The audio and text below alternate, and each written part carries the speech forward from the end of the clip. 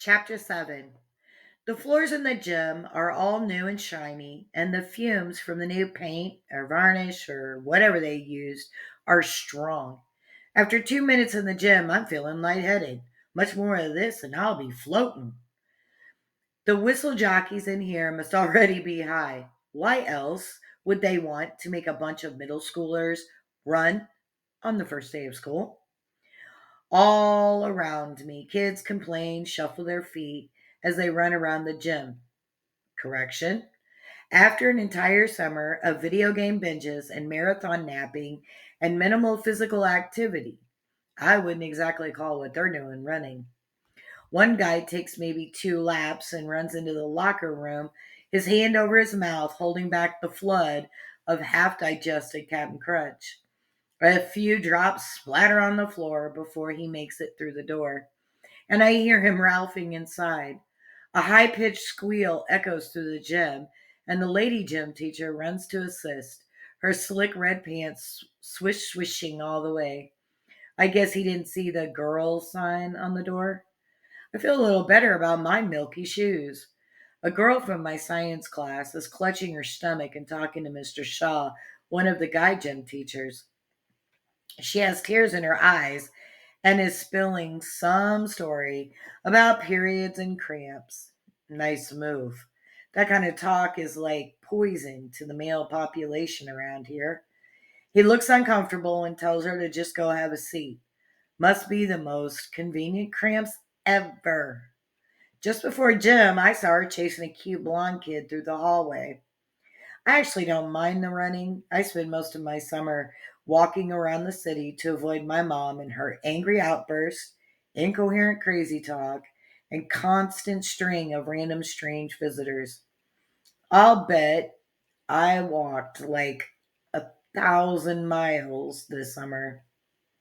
Walking around like that is totally peaceful in some weird kind of way. As I walk around, I get to watch all sorts of people, like the lady who lives down my street and takes her baby out in his stroller at noon each day. She looks dirt poor like me and mom and always wears this ratty yellow dress. But the way she coos and sings and talks to that cute little chunker of a baby of hers, you'd think she was the richest lady in town. They just float right along in this crappy, beat up stroller, smiling and laughing and living all fairy tale happy. Wonder what that feels like. And there's this dude I see a lot when I walk around downtown. He's he's this old guy who dresses in an old brown suit and hat, kind of like something you'd see in an old movie or something. His white hair is all crazy, and he babbles on and on to anyone who will stop and listen. You can't understand a word he says, but he's totally serious about whatever he's saying. He just scoots around all day trying to find someone who will listen to him. And when someone is nice enough or maybe gullible enough to stop and listen, the guy just beams. I think he's my spirit animal. When I walk, I get to escape my life. I become a tourist in the lives of others, but not in a creepy stalker way. More like window shopping, like people do in old movies. As I run, my feet squeak, eek, eek, eek on the sticky gym floor. I run fast and hard and easy, and the day's crap begins to flush itself away as I breathe deep and pound the floorboards. The cafeteria, the stupid girls in science class, the yelling in math class. After a whole summer of hitting the pavement in the heat and sort of sleeping in a hot and sweaty mess, feels great to run in an air conditioned gym, even with the floor fumes singeing my nose hairs. Eek, eek, eek, eek. My body moves and my mind rests, and while everyone around me is wheezing and panting like a bunch of pugs, I feel like I could run forever. But then real life slaps me in the freaking face once again and reminds me that I'm an idiot for thinking that there's something good for me here. Or, more accurately, the gym floor slaps me in the face. Chapter 8. I lie there, hurting and embarrassed all over again. Gets super quiet in the gym while everyone wrestles with whether to laugh or be concerned and rush to my aid. It's like a full-on war zone in here. I can almost hear the internal conflicts raging. I guess I did pay attention in English class at least once last year. I used the precious few seconds to lie there all alone and try to figure out what the hell happened. I sit up and take an inventory. I appear to be all in one piece, and all of my bodily fluids seem to be sloshing around inside me where they belong. I feel a strange draft and look down at my foot, hoping that I don't see a blood soaked stump. When what I see is much worse. My shoe is completely wrecked. The sole is almost completely torn off and just kind of flops there, holding on for dear life by the heel. Maybe milk does some weird chemically thing to the fibers in the shoes. Or maybe the sticky new floor must have been too much for my shoes to handle. Or it could have something to do with the fact that I've been wearing these same cheapo hand me downs pretty much 24/7 for 2 years. Mr. Shaw runs over and kneels down. His legs are super hairy, like total Sasquatch mode. Are you okay? He asked. That was quite a spill. Yeah, I'm all right, I say.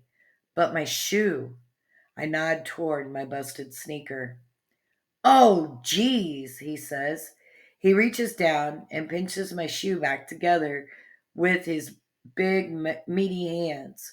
His knuckles are super hairy, too.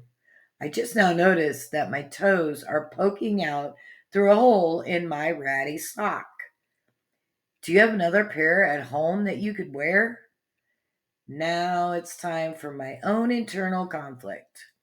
Shots fire inside my mind as I try to decide what to tell him. Do I tell him the truth? That these stinky messes are the only shoes I've had in 2 years, given to me as too large, already worn hand me downs by some random, distant relative I've never met. Supposedly, should I tell him that I think my mom actually stole these shoes from a neighbor's front porch and gave them to me so she wouldn't have to spend the cash on them?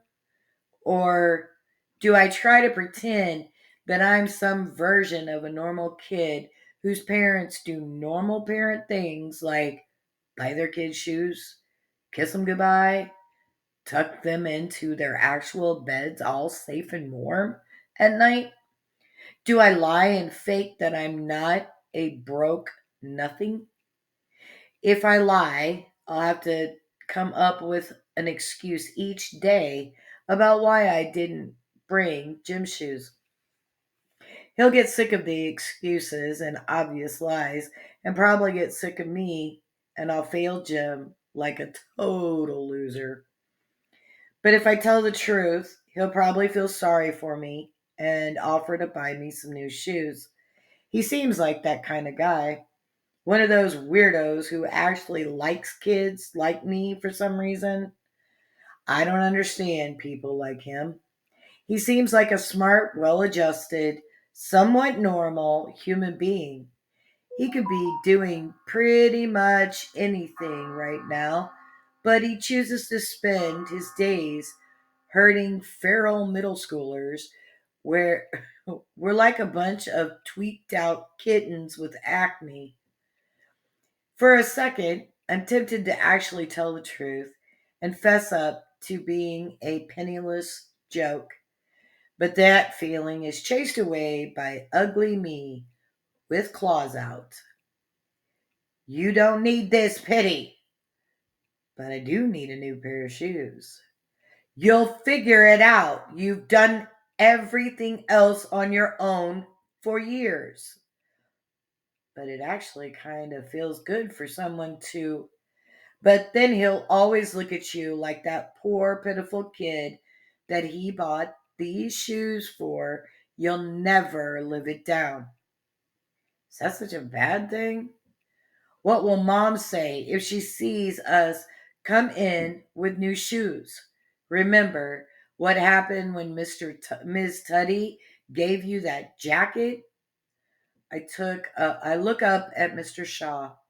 Um, yeah, I'm good because I do remember the jacket. I remember her face, a furious, totally unmotherlike, messed up comb combo of shame and jealousy. She punched me for having what she couldn't give me, took it out on me. Miss Tuttle noticed that I never wore the jacket again, so I lied and told her that I had lost it. I start thinking of new lies to tell Mr. Shaw when I don't show up with gym shoes. Since it's only the first day, I'm gonna need a lot of them. Next time, chapters 9 and 10.